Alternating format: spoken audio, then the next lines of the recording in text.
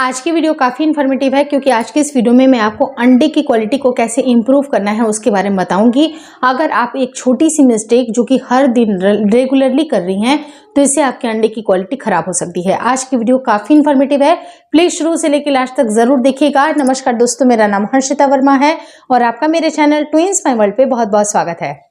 आपके अंडे की क्वालिटी का बेहतर होना काफ़ी ज़रूरी है क्योंकि जब तक इसकी साइज़ 18 से 20 mm की नहीं हो जाती है ये फर्टिलाइजेशन के लिए रेडी नहीं होते हैं।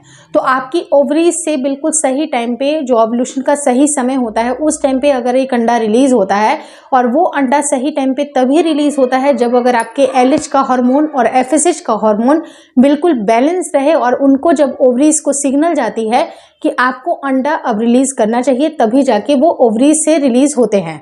लेकिन अगर आपके हार्मोन्स की गड़बड़ी हो रही है जिसके वजह से भी आपको कई बार ओव्यूलेशन नहीं हो पाता है और ऐसी महिलाओं को पीरियड्स में भी प्रॉब्लम होते हैं, पीरियड्स खुल करके नहीं आते हैं और सही टाइम पे उनका ओव्यूलेशन भी नहीं होता है जिसकी वजह से उनकी प्रेगनेंसी का ये जो टाइम है वो उनको अचीव नहीं हो पाता है, प्रेगनेंसी कंसीव नहीं हो पाती है। तो ऐसे केस में आपके हार्मोन के ऊपर काम करने की आवश्यकता है कि आपके हार्मोन कैसे सही ढंग से काम करेंगे। तो अपनी बॉडी को आपको नेचुरली जितना अच्छी तरह से आप उसको नेचुरल चीज़ें प्रोवाइड करेंगे उतना ही वो अच्छी तरह से वर्क करेगी।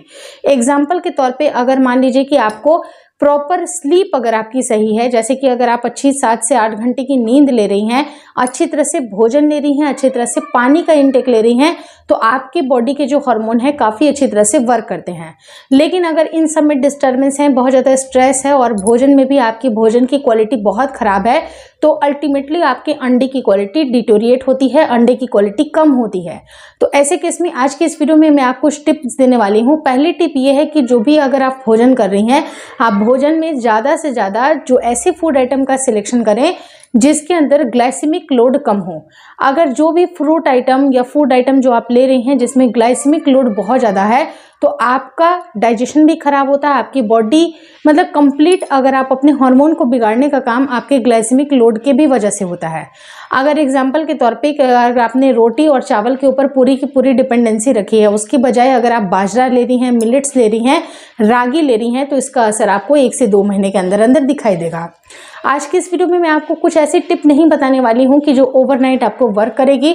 अगर अंडे की क्वालिटी को मतलब रूट लेवल से अगर आपको ठीक करना है तो 3 से 4 महीने का वक्त देना ही चाहिए आपको, क्योंकि जो अंडा जो बनता है जो फॉलिकल के रूप में बनता है उसको बनने के लिए 3 महीने का समय लग जाता है।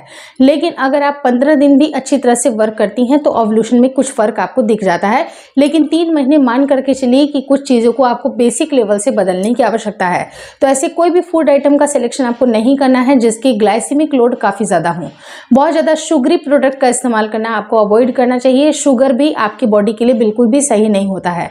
एग्जाम्पल के तौर पर एक सड़क है जो कि बिल्कुल आराम से बनाई गई है लेकिन उस पे अगर आप बार बार ट्रक चला रही हैं, यानी कि जो ट्रक का लोड होता है वो रोड सह पाएगा 1 दिन 2 दिन 3 दिन, लेकिन धीरे धीरे करके वो रोड की जो क्वालिटी है वो खराब हो जाएगी।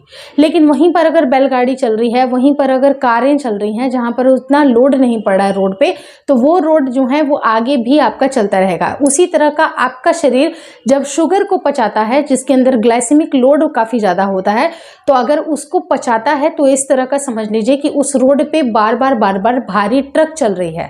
तो आप खुद समझदार हैं कि आपको कैसे फूड आइटम का सिलेक्शन करना है, लेकिन ध्यान रहे कि आप जो भी फूड खाएं उसकी क्वांटिटी के ऊपर भी आपको ध्यान रखना है कि जो क्वांटिटी आप ले रही हैं वो बहुत ज़्यादा आपको क्वांटिटी नहीं लेनी है। कम क्वांटिटी में अगर आप चीज़ें लेंगी तो उसका बेहतर डाइजेशन होगा और आपके हार्मोन भी अच्छी तरह से काम करेंगे। दूसरी चीज़ है आपको ट्रांस फैट का इस्तेमाल बिल्कुल बंद कर देना चाहिए। अब ये ट्रांस फैट किस में होते हैं तो पाम ऑयल हुआ या बटर हुआ या ऐसे जो भी रिफाइंड ऑयल होते हैं उनमें आपको ट्रांस फैट बहुत ज़्यादा होता है तो जिससे आपको काफ़ी ज़्यादा दिक्कतें होती हैं। तो आपको ऐसे ट्रांस फैट वाली चीज़ें बिल्कुल नहीं लेनी चाहिए। जो भी बेकरी प्रोडक्ट होते हैं, जो कि बाहर की जो चिप्स या फिर फ्राइड चीज़ें होती हैं उन सब का इस्तेमाल करना आपको बंद कर देना चाहिए। ये सारी चीज़ें आपका धीरे धीरे आपके शरीर में नुकसान करती हैं जिसका एज अ रिजल्ट खामियाजा ये होता है कि अंडे की क्वालिटी गिरती ही गिरती है। तो वो ट्रांस फैट का इस्तेमाल करना बिल्कुल बंद कर दीजिए। अब आप बोलिएगा कि किस तरह के फैट हमारे शरीर के लिए ज़रूरी है, तो आपको उस तरह के फैट लेने चाहिए जो कि हेल्दी फैट हो, जैसे कि ओमेगा 3 फैटी एसिड भी आप ले सकती हैं जिसके अंदर जैसे आलमंड के अंदर फ्लैक्सीड के अंदर, कोकोनट के अंदर जो ऑयल होता है, जो कि एक नेचुरल ऑयल होता है, आप उनका इस्तेमाल करिएगा तो वो भी एक बेहतर ऑप्शन है।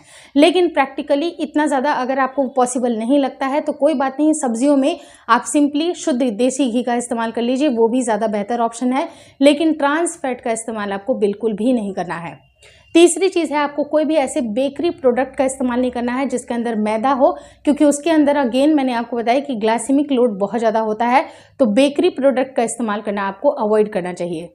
वहीं पर चौथी चीज़ है कि अगर आपको चाय या कॉफ़ी की बहुत ज़्यादा आदतें हैं, लत है कि आपको दिन भर में 2 से 3 कप अगर आपको चाय या कॉफ़ी चाहिए, तो ये भी आपकी लाइफस्टाइल में एक बहुत बड़ी रुकावट है और वो आपके अंडे की क्वालिटी को बहुत ज़्यादा ख़राब कर देती है। तो इस तरह की चीज़ों को आपको बिल्कुल स्टॉप बोलने की आवश्यकता है।